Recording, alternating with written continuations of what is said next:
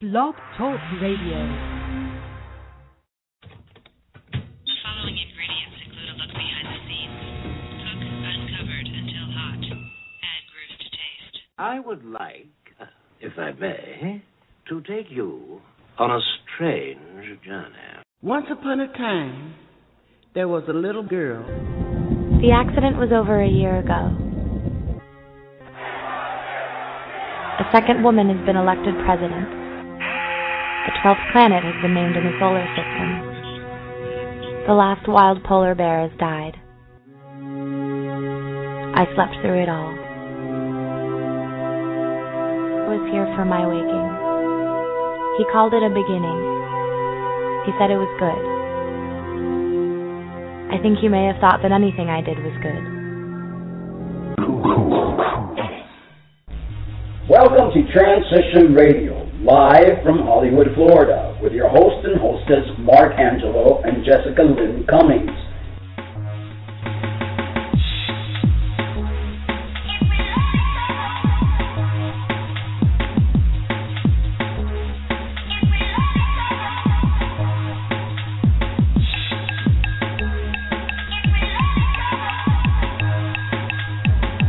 Show for trans folks, by trans folks, here to let your voice be heard.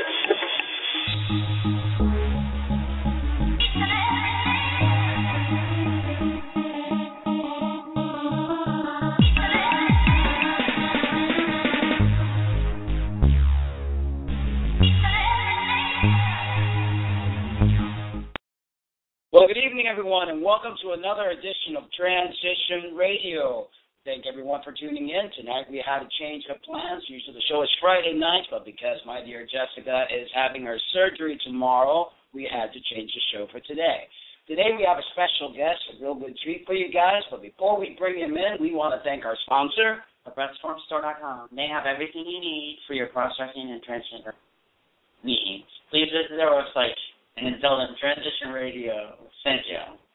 All right, tonight we have Timothy Kurek. He's from Portland, Oregon, the based author and speaker, and is tackling some of the front-burner issues of our day.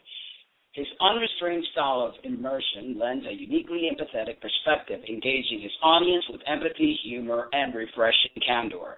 Timothy Kurek, raised within the confines of a strict conservative Christian denomination in the Bible Belt, Nashville, Tennessee, was taught the gospel of separation from a very young age.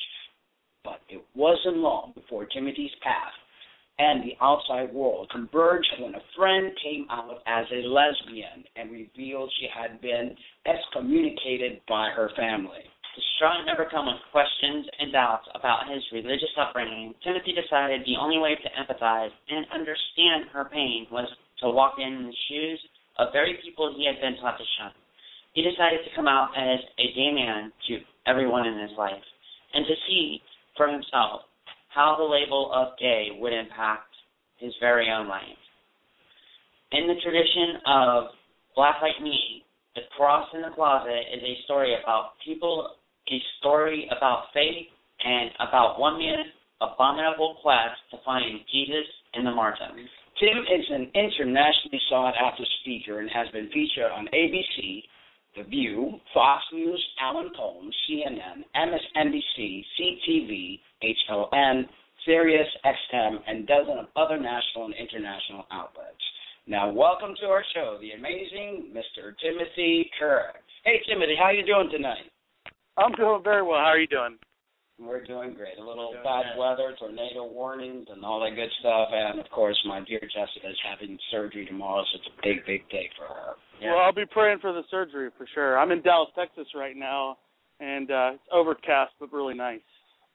Awesome. It's really bad here. Yeah. Oh my God! I'm like almost hoping that if you like hear a lot of wind and like a train coming through the broadcast, that means we're moving to another location without our. That's right. You'll be Dorothy. Yeah, exactly.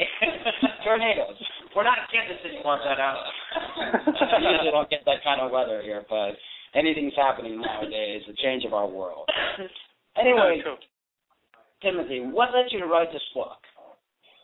Well, I'd always been taught as a child to use my Bible and my theology as a weapon and I didn't realize that the theological concepts that I was being taught and that I was kind of regurgitating to everybody I came into contact with, that they weren't theological concepts, they were actually people. And as you mentioned in the intro, I had a friend come out that was pretty brutally disowned by her family. And when I saw that actually happen, it kind of struck a chord inside me that led me to the experiment, which is to question what I had been taught all along about LGBT individuals and find out what was truth and what wasn't, from my background. It always amazes me that out of all the sins and all the no-nos that there are in the Bible, being a homosexual seems to be on the top list, and I don't understand that because there are... Yeah, it's scarlet letter, that's for sure. Yeah, definitely, and it's almost like some sort of detour to keep people hating one another, which is far, far from what that great man who walked the earth many years ago tried to teach us, which is unconditional love. Exactly, and you murder somebody, God will forgive you, but you're homosexual, you'll burn in hell. Yeah. yeah, totally. That's thing going on there. Tim, I don't know if you've heard of this, but they say the actual true translation in the Bible is, thou shalt not sleep with animal in the field, instead of thou shalt not sleep with mankind as you do with womankind. And they say King James murdered many monks until they wrote exactly what he wanted to write. Have you heard of that before? I've heard that. I don't know. Obviously, I don't agree with or don't believe that the Bible being taken literally in certain passages is the right way to look at the Bible, being that it was written, 66 books over, 2,000 years ago, and the oral tradition that, it was passed on from father to son to grandson, and so, yeah, there were definitely issues there. So I look at things in context.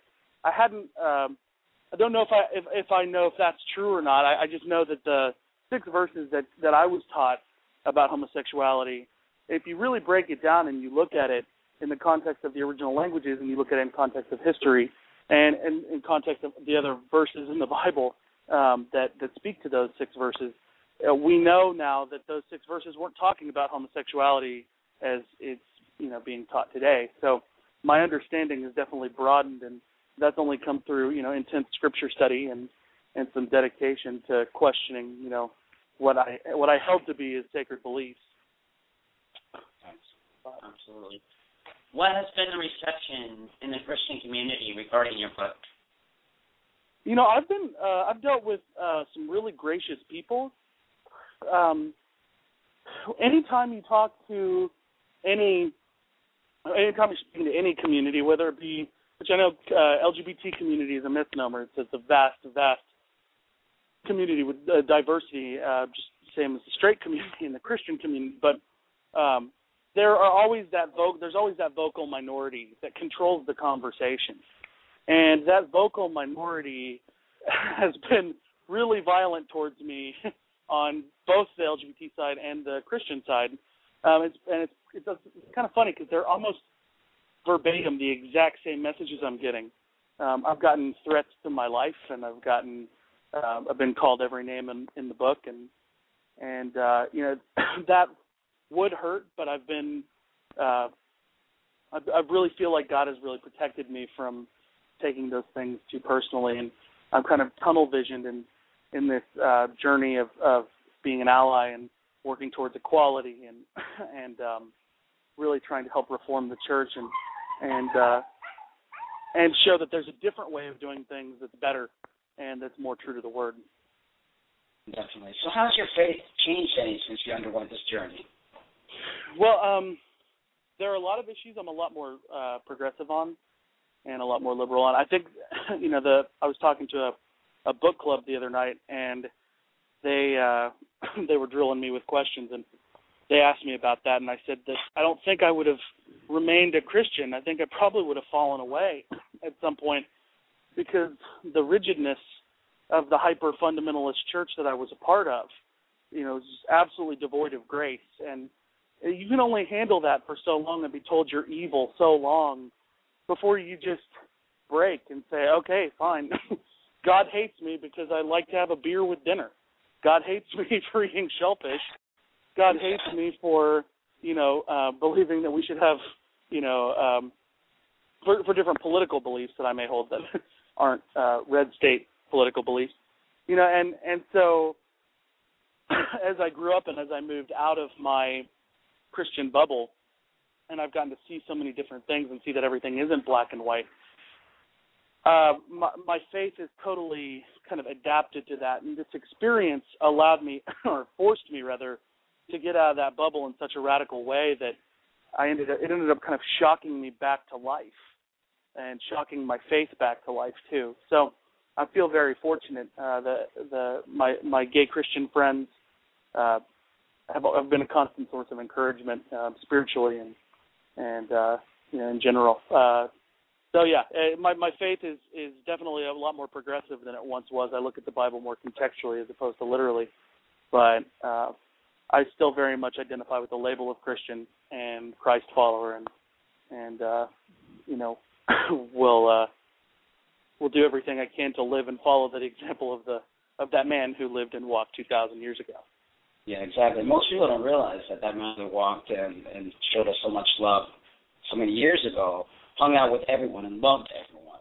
And as a business, which a lot of religious organizations, a major business, they have poor management skills because you want to bring everyone in. You want to preach the word of, and I don't like to use the word God, I just like to use the word Spirit, universe, the great I am, to everyone's life. And by pushing people away, telling them that they're bad, that they're doing evil things because they're not doing things a certain way, it's bad business. It might be, So, no, I'm totally with you. No, go ahead. I'm totally with you. I was a part of that bad business for a long time. I mean, for me, whenever I'd go out and kind of proselytize people and try to get them to come to church with me, I looked at it as a victory either way, whether they came or not. If they came, then great. I could have another crack at the behavioral modification kind of mantra, trying to get them to act the way that I felt you're supposed to act, according to this rigid set of laws in the Bible. If they didn't come, then to me I had done my job. I had shared the word with them, and they had rejected it, or at some point I had planted a seed, and it was gonna sprout, and they would come and end up in my church.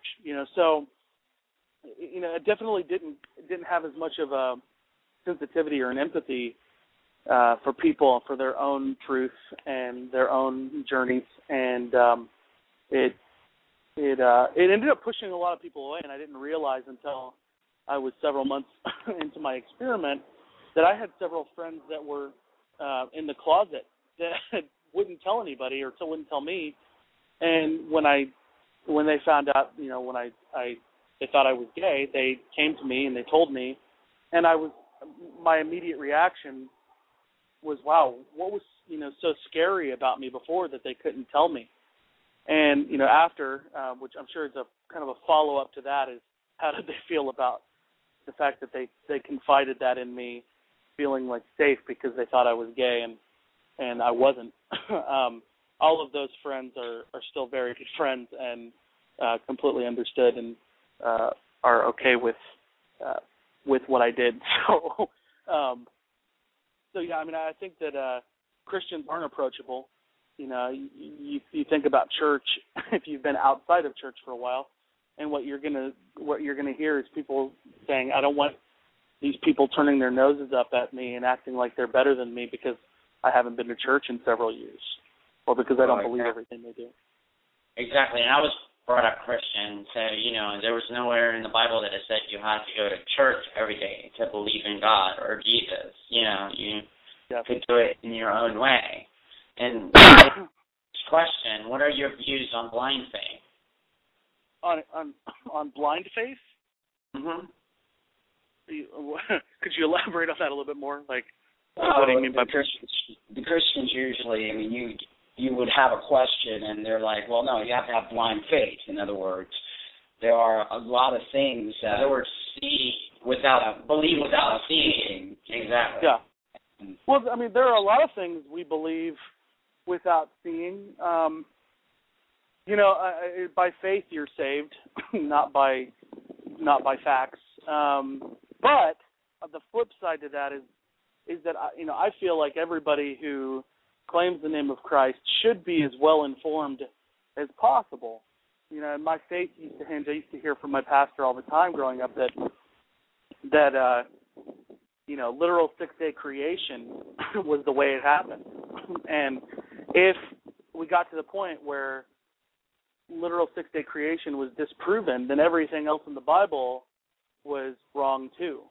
And that's wrong. The Bible speaks in parables and metaphors so that we can grasp those concepts. So, I wasn't there at the creation of the world in that 6 days or in that 6 billion years. It doesn't really matter to me. I do think that everybody who goes out and starts quoting scripture and trying to approach somebody with faith issues should know what they're talking about and be well studied. Otherwise, they're just it's time for us to stop being dumb. I guess I heard a Republican senator or governor or something say that, and I was like, hey, I really like that. I think the same is true of Christianity. We just need to stop being dumb, start loving our neighbor as ourselves, serving the poor, acting on towards religion the way that James 1:27 says, pure and undefiled religion is this, to take care of widows and orphans in their time of need and to keep yourself spotless from the world. Pure religion is to take care of people, and it takes service and sacrifice. And what we've got now is this very lazy religion that has traded in those causes and those callings that require work and blood, sweat, and tears for these causes that are more political. It's about repeating things in the Bible over and over again, all these thematic beliefs, and to me, there's a difference between religion and spirituality. Religion, in my eyes, is very dogmatic, rule-based, and they don't look at the big picture. And they say that God created us in his image. It's more like man created God in his image. And they really know God. They really don't know our Creator, and they're speaking for him. And although the Bible, as it says, speaks in parable, I believe that Spirit speaks in our hearts, that we don't really need a book to follow instruction like we're making a recipe out of a cookbook. But my question to you is, what is your take on religion versus spirituality, or your interpretation? I like that you changed that to interpretation. My interpretation is that spirituality is something the individual has. Religion is corporate spirituality, and not corporate as in a business entity, but corporate as in us coming together to act out that spirituality. And like I said, religion as we see it today is not the religion that's spoken about in the Bible. Back during the Roman Empire, the Emperor, I believe Constantine, pulled in and made Christianity the national religion, and gave Christianity the money and the precedent over the other religions that it had never had before. It was a grassroots thing originally. It was a neighbor helping neighbor thing originally. And then, the church got addicted to the state, and they got addicted to the power, and I think that's when religion really lost its focus and became this entity, this bad entity that we see today. So pure and undefiled religion, like I said, according to the book of James, is spirituality in its purest form, which is, keeping yourself pure and helping serve your neighbor and loving your neighbor as yourself, which follows Jesus' 2 great commandments as well. So I think the Bible is really clear on what it is we're supposed to, as Christians, practice. Now, I'm not somebody who tries to push his beliefs on my brothers and sisters from different faith traditions or backgrounds. I mean, I believe that everybody's on their own journey, and I have to respect that and understand and recognize that as being unique to them and a beautiful thing. But yeah, no, the religion that you're talking about is definitely something that I'm not for. So exactly. Well, we all learn lessons from experiments and things that we do. What did you learn from your experiment in writing the book? Originally I wasn't even aiming to write the book. I mean, I didn't have any idea of how I was going to write a book. I'd never done that, and I didn't have any kind of college degree or anything along those lines, or any connections to publishing. So I just set out to journal the experience, and I thought maybe I'll share it with a few people when the time was right. About 3 or 4 months in, I was reading through some of my past journal entries and processing some things, and I realized that it was really coherent. I really wanted to share it, and that's when I made the decision to look at it more seriously for an actual book project. What I learned from the experience, though, the big aha moment for me is, that Christianity and homosexuality aren't mutually exclusive. It's not either or, and I'd always been taught that you can't be gay and be a Christian. But when I realized how many beautiful believers there were that are gay, and how they, people who take their faith so much more devoutly than even I do, or that I have in the past, it was a real eye-opening thing for me. And also to be able to look into the community past the stereotypes and see that I had based all of my beliefs about LGBT individuals off of the actions and words and deeds of a very finite few, this tiny minority that just seemed to get all the play in the media and set the tone for the conversation. And I kind of looked back at Christianity and realized that the same is true of Christianity, and I was a member of that tiny minority on the Christian side of things. So I realized that the normal people, the everyday people who live normal human lives and existences, have to step up and reclaim that conversation and take back the control of that conversation so that we can move forward and put this issue to bed and not have to be hearing about it in every news broadcast or newspaper. As my friend David said a few months back, he said, I just long for the day where my life isn't a political issue. And I think that was definitely one of the biggest things that I picked up and learned, and I'm really thankful for it. Well, everything in this world is based on some sort of political issue, or they make it a political issue. Now, while I was doing research on you, I ran into some controversy, and I'm going to ask you about this regarding the timeline of the book and your experiment, and a group called the Outlaw Preachers. Would you like to elaborate? The Outlaw Preachers? Yeah. Yeah, absolutely. The Outlaw Preachers is a network of progressive Christians that I met in, I'd say, spring, early summer. It didn't really begin until mid-summer 2009. And I was actually one of the original 5 people that we got together, and it was kind of a joke between us where we used this label of Outlaw Preacher. And it was Jay Baker and my friend Connie, who's a character in the book, and 2 other people. And we started getting together, and by the end of the year and in the next year, the group had exploded to almost 1,000 people nationwide, because we found that all these people were on the outskirts of their mainstream religious denominations, and they were, most of them were gay affirming or liberal in their politics, and so we kind of created this online community to be in fellowship with each other. The controversy you're talking about is a person out there who's tried to do everything they could to debunk everything that I've ever said or done. I talk about the Outlaw Preachers in The Cross in the Closet. My beliefs had changed pretty radically by the time that I started really hanging out and developing this group of people. So as far as the timeline goes, the timeline for the Outlaw Preachers fits perfectly with the timeline that's in the book. It's pretty... We want to thank you for being on the show. I want to tell everybody to visit your website, and that's www.timothykurek.com, so they can purchase your book. And your email is timkurek@gmail.com if anyone has any questions or want to contact you. We definitely appreciate you giving us your time, knowing you have a very busy schedule, and for you to have changed the date, which was originally going to be tomorrow, but because my Jessica is having partial sex reassignment surgery done tomorrow, and I think we're going to like I said, I'll be praying for that. I will be praying for that surgery, and I thank you for working with me and for calling me and letting me be a part of your show, and it's an honor. So. Thank you so much. It was an honor to have you. Thank you so very much, Tim. Thank you. You guys have a great day. You too. Take care. Well, we want to bring something to the attention that was brought to our attention.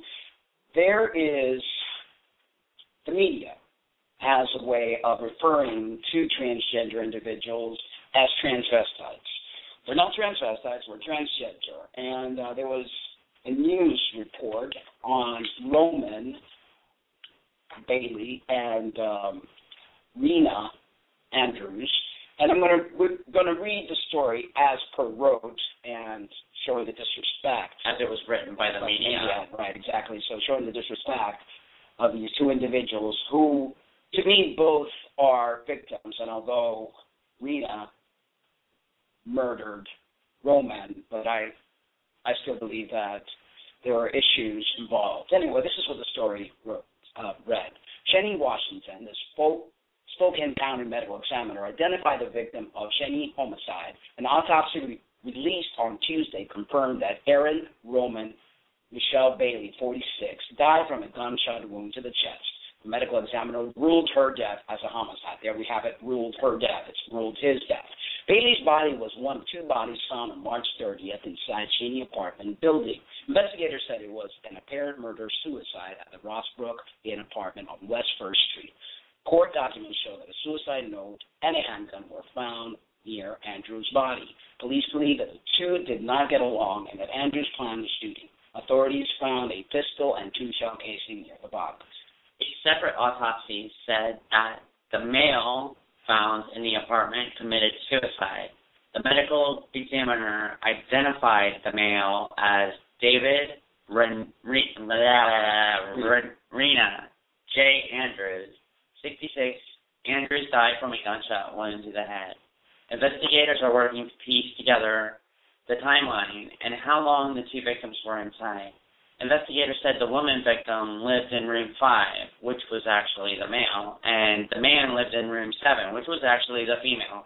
Officers said that somebody reported that man missing on Friday, which that man they're referring to is Rena, and they should have been referring to her as a female. I think we have a lot of work to be done still in educating the authorities, educating media. Talk about Washington. Right, well, they should by now. Politicians come from Washington. But we don't need to get angry because anger doesn't resolve anything. What we need to do is educate. And that's why we're here at Transition Radio, creating all these interviews with different transgender individuals of all walks of life to help people learn about what we are all about and learn to use the proper names and pronouns that makes us feel better.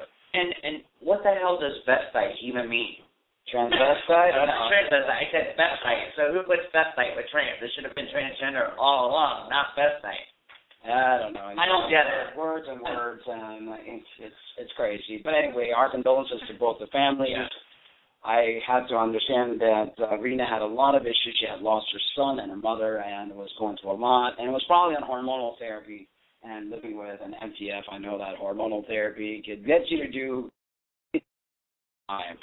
But anyway, our prayers for the family of both victims. I know that they're having a hard time with it.